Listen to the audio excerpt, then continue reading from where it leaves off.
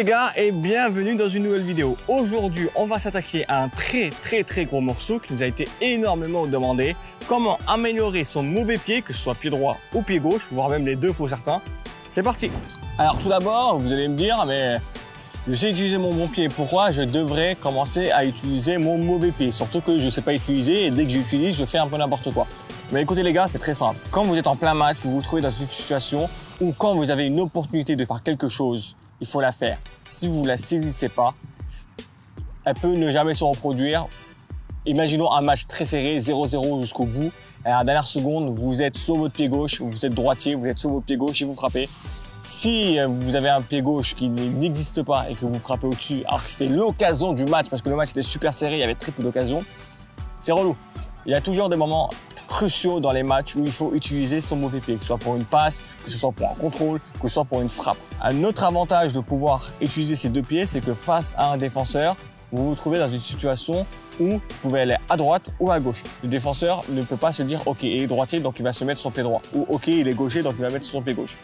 Vous disposez d'une palette technique un peu plus élevée parce que vous pouvez augmenter le nombre de directions dans lesquelles vous pouvez partir et enclencher derrière, soit une passe, soit un tir. Mais surtout, le plus important, pourquoi vous devez utiliser votre pied gauche? Parce que si vous visez le haut niveau, si vous voulez vous entraîner afin d'acquérir un niveau et essayer de devenir footballeur professionnel, il faudra à tout prix utiliser son pied gauche. Vous ne pouvez pas vous permettre de tout le temps vous réorienter sur votre pied droit, ça va vous faire perdre un temps fou à chaque fois. Et le temps fou que vous perdez, c'est des temps très importants dans un match de football professionnel. Parce que c'est ces petites différences, ces petites millisecondes qui vont faire en sorte qu'à la fin, il y aura une occasion pour votre équipe.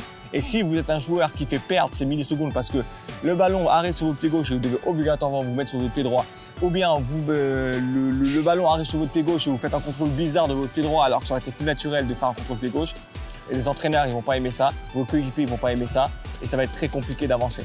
Donc vraiment c'est très primordial de s'exercer sur son pied gauche tout le temps. Vraiment. Et aujourd'hui, on va voir comment le faire avec un exercice par partie qui sont très simples, mais que vous devrez répéter un maximum de fois, tout le temps, vraiment tous les jours, vous devez entraîner votre mauvais pied pour qu'à la fin, vous n'ayez plus de mauvais pieds. Il y en a qui ont deux mauvais pieds. Vous, il faut que vous fassiez partie de ceux qui ont deux bons pieds à la Greenwood. Donc maintenant, c'est parti, on va voir comment exercer son mauvais pied. Let's go. Premier exercice, ça va être un exercice de jongle. Cet exercice de jongle va vous permettre de pouvoir travailler la maniabilité de la balle et le contrôle de balle. Cet exercice de jongle va être très simple. Vous allez commencer par jongler avec votre pied fort. Donc si vous êtes droitier, vous jonglez avec votre pied fort, donc pied droit.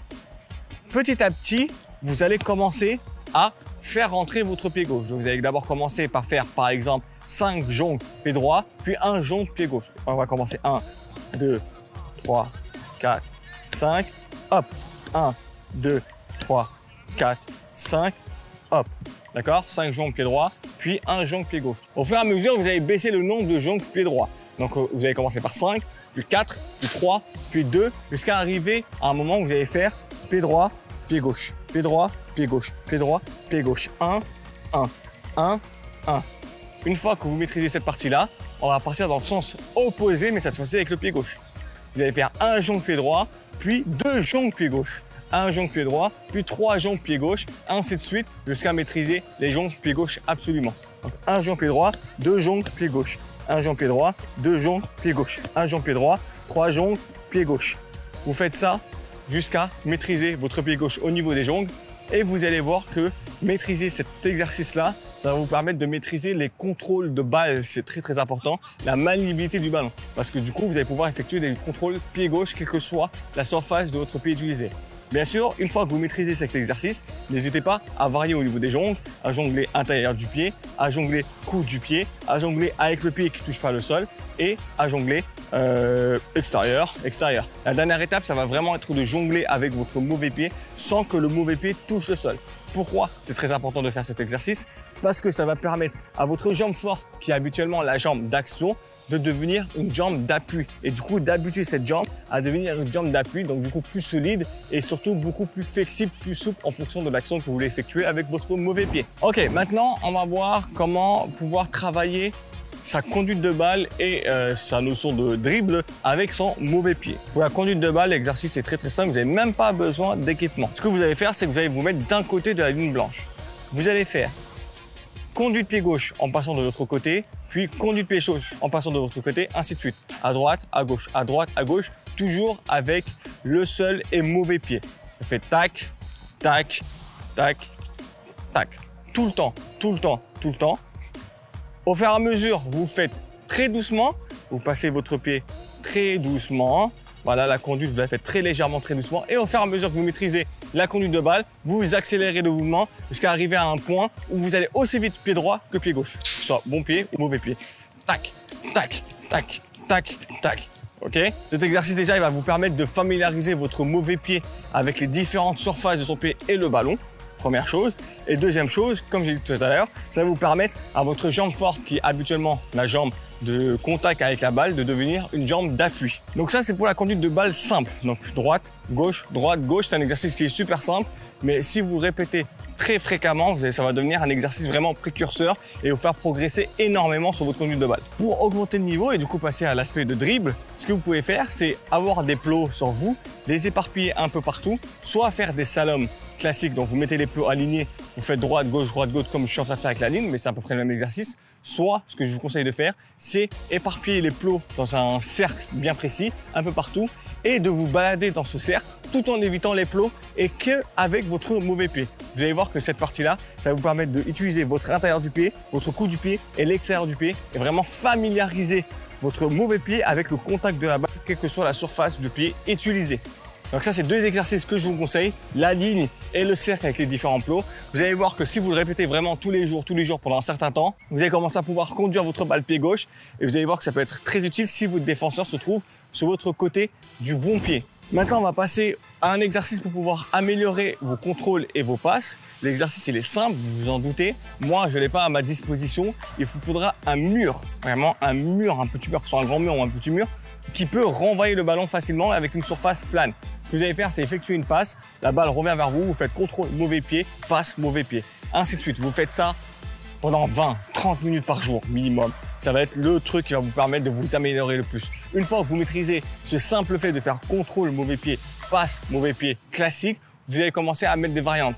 Contrôle mauvais pied et passe extérieur. Contrôle extérieur du mauvais pied, passe intérieur. Contrôle orienté mauvais pied, passe extérieur. Ce mouvement de contrôle passe, quelle que soit la surface du pied utilisée, ça va devenir de plus en plus fluide et vous allez vous rendre compte qu'en plein match, lorsque la balle va arriver, vous n'allez même pas vous rendre compte que vous utilisez votre mauvais pied.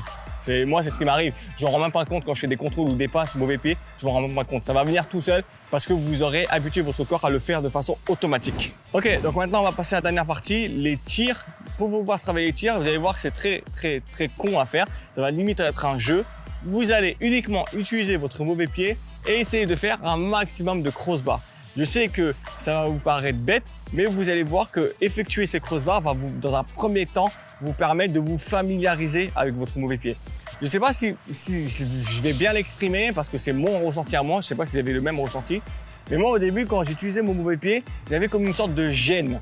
Enfin, quelque chose qui me gênait au niveau de l'articulation et j'arrivais pas à effectuer le bon mouvement bien correctement.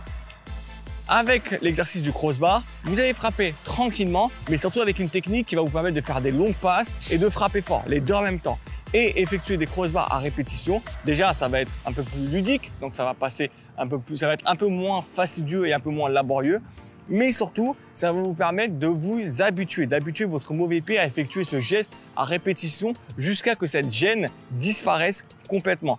Donc, il n'y aura pas la puissance au début. Au début, c'est juste familiariser votre mauvais pied à effectuer ce geste, familiariser l'orientation, la technique, vraiment tout cet aspect-là. Et une fois que vous avez maîtrisé le crossbar avec votre mauvais pied, vous allez pouvoir commencer à mettre un peu plus de puissance et à tirer un peu plus correctement au but. Voilà les gars, c'est la fin de cette vidéo. J'espère que maintenant, vous avez plus d'excuses pour vous mettre au boulot et améliorer votre mauvais pied. Vous n'avez plus d'excuses de « Ah, mais c'était mon mauvais pied, c'est pour ça que j'ai loupé ça, ça, ça ou ça ». Plus d'excuses, allez sur le terrain, travaillez et vous allez voir qu'à bout d'un moment, ça va payer. Parce qu'en plein match, lorsque vous aurez besoin de votre mauvais pied, ce sera le moment voulu. Ce sera le moment où vous devrez l'utiliser. Il n'y aura pas l'excuse de passer sur son bon pied ou bien louper son geste devant tout le monde. Okay, il faudra être intransigeant, surtout si vous voulez jouer à très haut niveau où tous les joueurs, 90, 95, voire même 99% des joueurs maîtrisent leur mauvais pied un minimum. Donc au boulot les gars, nous on se retrouve la prochaine fois pour une prochaine vidéo. Ciao!